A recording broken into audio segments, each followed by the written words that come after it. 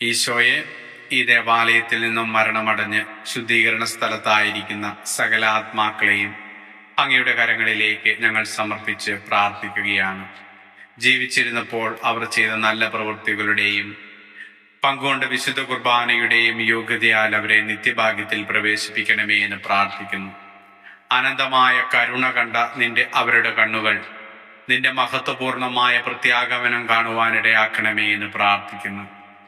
അങ്ങയുടെ സ്തുതിഗീതങ്ങൾ ഈ ദേവാലയത്തിൽ നിന്നും കേട്ട അവരുടെ കാതുകൾ അങ്ങയുടെ ശിക്ഷാവിധിയുടെ സ്വരം കേൾക്കാതിരിക്കട്ടെ. പരിശുദ്ധമായ ദേവാലയത്തിലൂടെ സഞ്ചരിച്ചവരുടെ പാദങ്ങളെ നിത്യപ്രകാശത്തിൽ സഞ്ചരിക്കുവാനിടയാക്കണമേ എന്ന് അങ്ങയോട് ഞങ്ങൾ പ്രാർത്ഥിക്കുന്നു. ആമേൻ. മഹിമയിൽ നിന്നു രാജകുമാരി ബലിപീഠത്തിൽ കൂടുചമയ്ക്കും പ്രാവുകണക്കെ തിരുസഭ നിൽപ്പൂ. കൂടുതകർത്ത പ്രാക്കലയെല്ലാം ഉരുതി കഴിക്കാൻ സർപ്പമണഞ്ഞു.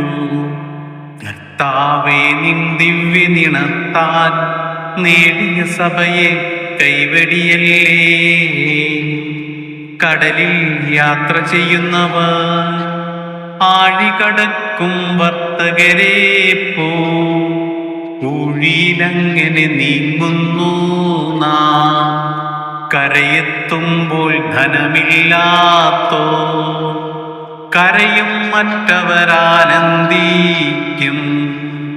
ശാശ്വതമാം ധനമുള്ളവരെല്ലാം അന്ത്യദിനത്തിൽ വിജയം നേടും.